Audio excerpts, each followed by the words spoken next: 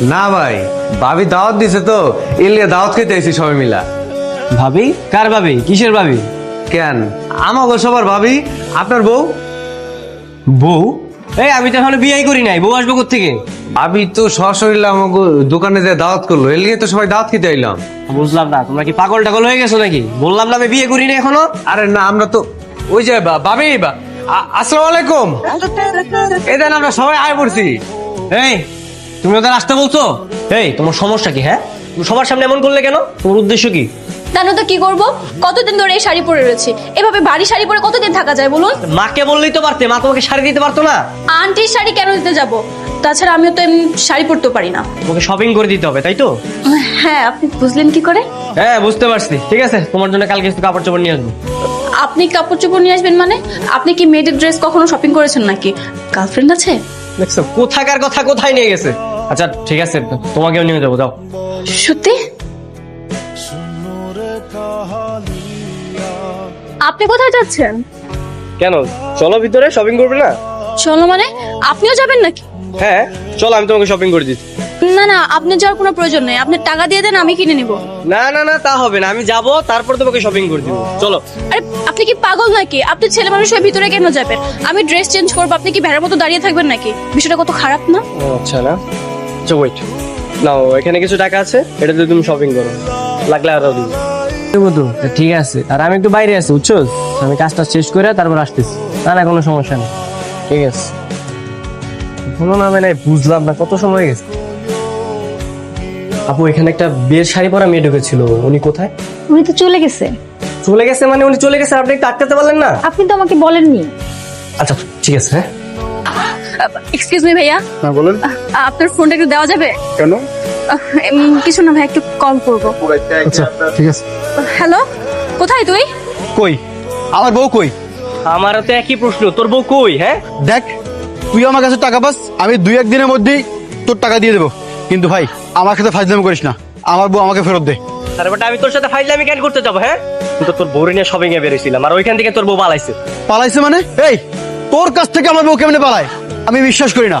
তুই নিশ্চয়ই আমার বউকে মেরে গুম করে দিয়েছিস। সত্যি করে বলতো, মেরে গুম করেছিস নাকি জীবিত গুম করেছিস? উল্টাপাল্টা কিছু করিসনি তো? এই তোর আমার দেখে কি ওরকম ছেলে মনে হয়? হ্যাঁ, যে টাকার জন্য নিজের বন্ধুর বউকে তুলে আনতে পারে তাকে করবো আমি বিশ্বাস। আমি শুধু টাকার জন্য তোর বউরে তুলে আনছি, আর আমার টাকা নিয়ে কেউ 9-6 করে না, শুধুমাত্র তুই 9-6 করছিস, আর এই কারণে আমি এই পথ বাইছে নিছি। আর সেই পথে তুই ওরে পছন্দ করে ফেলছিস, আর এর জন্য তুই আমার সাথে ওরে নিয়ে 9 শুরু করছিস। দেখ, আমি যদি ওরে না পাই না, তোর নামে থানায় মামলা করব। থানায় গিয়ে বলবো তুই আমার বউকে মেরে গুম করে দিয়েছিস। তোর বউ? তোর বউ কিসের রে? হ্যাঁ, তুই কি এখনো বিয়ে করছিস? তুই তো এখনো কবুল বলস নাই। তাতে কি? ও এবার ভালো করে বুঝতে পেরেছি, তোর টাকা না দিতে পারলে তুই ওরে বিয়ে করবি না, এই ধান্দা করেছিস। টাকা না দিলে কি হবে সেটা সময়টা সময় বলে দিবে। তুই এখন যা, তোর বউকে আমি খুঁজে বের করব, যা। আমি যাচ্ছি, তবে কালকে টাকা নিয়ে আসার পর যদি ওরে না পাই না, তোর কিন্তু খবর আছে। অবি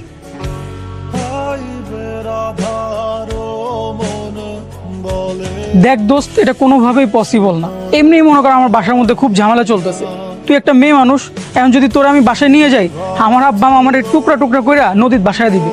দোস্ত, আমি এখন কি করবো বল? তুই তো খুব ভালো করে জানিস আমার সৎ ভাবি কেমন, ও তো না আবার আমাকে রাস্তায় বিক্রি করে দেয়। আচ্ছা তাহলে এখন কি করবি? তুমি শাড়ি পরা মেরে দেখছো? না ভাই, দেখিনি তো। ভাই ভাই, বিয়ের শাড়ি পরা কোনো মেরে দেখছেন? হ্যালো, হ্যালো, কে? আমাকে চিনতে পারছেন না? যাকে সকাল থেকে খুঁজে বেড়াচ্ছেন, আমি সে। ফাইজলামি করতেছো তুমি? আপনি কেমন ভিলেন বলুন তো? সকাল থেকে আমাকে খুঁজে বেড়াচ্ছেন, কোথাও পাচ্ছেন না, অথচ আমাকে দেখেন, আমি কিন্তু আপনাকে সারাক্ষণ চোখে চোখেই রেখেছি। দেখো ফাইজলামি বাদ দাও, তুমি কোথায় বলো তো? কাইন্ড অফ আপনি এটাকে ফাইজলামি বলতে পারেন। দেখো আমার খুব বিরক্ত লাগতেছে, কোথায় তুমি সেটা বলো। কেন, মারবেন নাকি? না মারবো না, বলো। আপনি যেখান দিয়ে যাচ্ছেন ওইখান থেকে 45 ডিগ্রি অ্যাঙ্গেল আপনার গড়িটা দেওয়া, একদম নাক গর্ব তাকাবেন।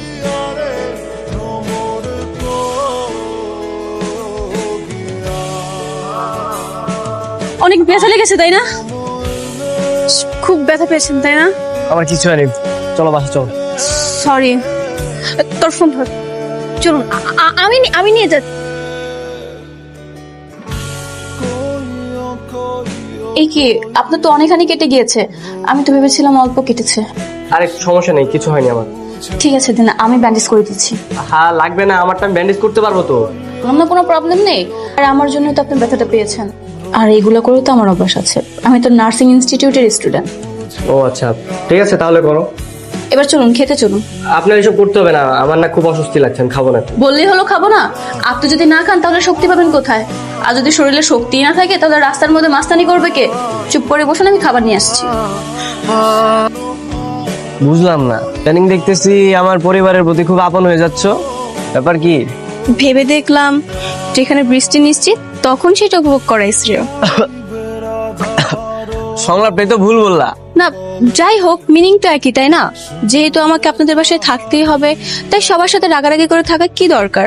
মিলেমিশে থাকি, এটাই না হয় ভালো। ব্রিলিয়ান্ট, সত্যি বলতে তুমি লক্ষ্যে একটা নেই। আপনিও কিন্তু অনেক ভালো। এই যে আপনি আমার কথা রেখেছেন, কানে দুল পরেননি, গলায় রকেট পরেননি, এখন কিন্তু আপনাকে অনেক স্মার্ট আর হ্যান্ডসাম লাগছে। আচ্ছা বলো তো, তুমি বলরটাকে বিয়ে করতে যাচ্ছিলে কেন? না মানে ও আমার ফ্রেন্ড, কিছু মনে করো না। ও একটা জুয়ারি, তোমার জুয়া খেলা, প্রতিদিন মানুষের থেকে টাকা ধার নেওয়া, এগুলো ওর নিত্যদিনের কাজ। আসলে বিয়ের সাথে তো আমার হাতে না। ছোটকালে বাবা মা মারা যাওয়ার পর সৎ ভাইয়ের কাছেই বড় হয়েছে। ভাই আর ভাবি তো আমাকে বিদায় করতে পারলেই বাঁচে, তাই যাকে পেয়েছে তার সাথে বিয়ে ঠিক করে ফেলেছে। ও আচ্ছা, আমি ভেবেছিলাম প্রেম ঘটিত কোনো ব্যাপার হতে পারে। এটা তার ক্ষেত্রে হতে পারে, হয়তো সে আমাকে খুব পছন্দ করতো, আমি যেটা শুনেছি। ও নাকি আমাকে ফলো করতো। হ্যাঁ জানতাম, হালকা পাতলা। আসলে ওকে না আমি প্যারাটা দিতাম না। এটা দিছি দুইটা কারণ। প্রথম কারণ হচ্ছে ওর মায়ের অসুস্থতার কথা বলে আমার থেকে টাকা ধার নিয়েছে। দ্বিতীয় কারণ হচ্ছে সেই টাকা দিয়ে ও জুয়া খেলছে। এই কারণে আমি ওকে প্যারাটা দিছি। আর প্যারাটা দিছি এই কারণে যে ওই প্যারার কারণে ও সুস্থ হয়ে যাবে, মানে খুব ভালো একটা মানুষে পরিণত হবে। তাহলে তো ভালো কাজই করেছেন। ঠিক আছে, আমি তাহলে নিচে যাই, আপনার আম্মুকে রান্নার কাজে হেল্প করতে হবে। কি কিছু বলবি তুই? মা, আমি একটা ডিসিশন নিতে পারছি না। ডিসিশন? কি ডিসিশন? লিমাকে নিয়ে। কেন? লিমার আবার কি হয়েছে? ইয়ামিন তো লিমাকে এখনো বিয়ে করেনি। তাছাড়া শুনলাম লিমার সাথে ওর কোনো পরিচয় নেই। আর এই কয়েকদিনে ওর প্রতি কেন জানি না একটা টান অনুভব করছি। আচ্ছা, আমি যদি ওকে বিয়ে করতে চাই, ওরা কি আমাকে সম্মতি দেবে? এই কয়েকদিন তোর ভাবে ভাবে আমার মনে হয়েছিল তুই এই কথাটাই বলবি। মেয়েটা অনেক লক্ষ্মী, আমার ওকে অনেক পছন্দ হয়েছে। আচ্ছা, আপনি কি কিছু বলবেন? বললে বলুন না। না মানে একটা জরুরি কথা ছিল। বলুন। মানে তুমি মানে তুমি আমাদের বাসায় অনেকদিন যাবত আছো, সবার কাছে না খুব আপন হয়ে গেছো। আর আমার কাছেও না। আপনার কাছে? না মানে আমি তোমাকে অভি, তুই এখানে? এই নে 3 লাখ টাকার চেক, তুই ব্যাংকে গিয়ে টাকাটা তুলে নিবি। লিমা চলো। এই দাঁড়া, ওয়েট। মানে তুই এতগুলো টাকা কোথায় পেলি? কোথায় পেলাম সেটা জেনে তুই কি করবি? তুই টাকা পাবি, টাকা দিয়ে দিয়েছি, এখন আমি আমার বউকে নিয়ে যাব। লিমা চলো। না, লিমা এখান থেকে যাবে না, ওইখানেই থাকবে। যাবে না মানে? বললেই হলো। তুই কিন্তু নেতার সামনে দাঁড়িয়ে কথা দিয়েছিস। নেতার সঙ্গে আমি কথা বলছি, তুই এখান থেকে যা। ফাইজদামি নাকি? দেখ, সবকিছু নিয়ে ফাইজদামি চলে না। তুই টাকার জন্য বিয়ের আখড় থেকে আমার বউকে তুলে নিয়ে আসছিস, আর এখন তুই টাকা পেয়ে গেছিস, আমি আমার বউকে নিয়ে যাবো। সিম্পল। চলো লিমা। এই আচ্ছা, বলেছি না লিমা এখান থেকে যাবে না। এই লিমাই, তুমি ওর সাথে যাবে? শুনেছিস ও কি বলেছে? ও এখান থেকে যাবে না, চলে যায় এখান থেকে। তুই কিন্তু কাজটা একদম ঠিক করছিস না। আমার যা ইচ্ছা আমি তাই করব, আমি কাউকে কৈফিয়ত দিব না। আমি তোর নেতার সঙ্গে কথা বলছি, যা আনে তোর চেক নিয়ে যা। কি সমস্যা?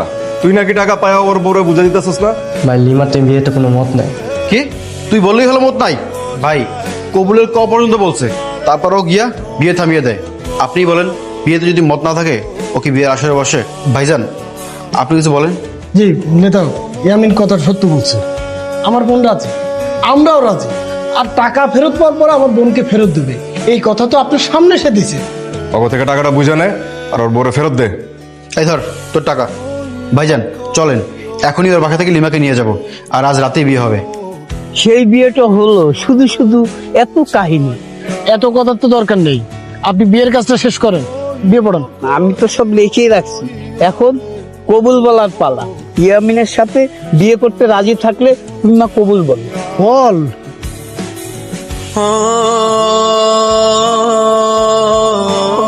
এই বিয়ে হবে না। কি হলো অভি, তুই আবার কেন আসছিস? আমি আমার পাওনা ফেরত নিতে এসেছি। তোর আবার কিসের পাওনা? আমি তো তোর সব টাকা দিয়ে দিয়েছি। এবার লেনদেন তোর সাথে না, তাহলে কার সাথে? লিমার সাথে। এই আমার বোনের সাথে তোমার কিসের লেনদেন? লিমা, ওই দিন তোমাকে যে কথাটা বলতে পারিনি আজকে বলতে এসেছে। হ্যাঁ বলো। ওই দিনের পর থেকে আমি জানি না কেন তোমার প্রতি আমার একটা মায়া তৈরি হয়েছে, আর সেই মায়া থেকে কখন যে ভালোবাসা তৈরি হচ্ছে আমি নিজেও জানি না। আমার না খুবই একা একা লাগছে, মনে হচ্ছে হৃদয়টাকে যেন চুরি করে নিয়েছে। তুমি কি পারবে আমার হৃদয়টা ফেরত দিতে? তুমি কি পারবে এই বিয়ের আসর থেকে আমার সাথে চলে যেতে? পারবো না কেন, অবশ্যই পারবো, কিন্তু কোনো কিন্তু না, চুপ চুপ চুপ করে বল। তুমি শুধু একবার বলো তুমি রাজি আছো। পৃথিবীর কেউ তোমাকে আটকাতে পারবে না, শুধু একবার বলো। একবার কেন, আমি 100 বার রাজি। তাহলে চলো।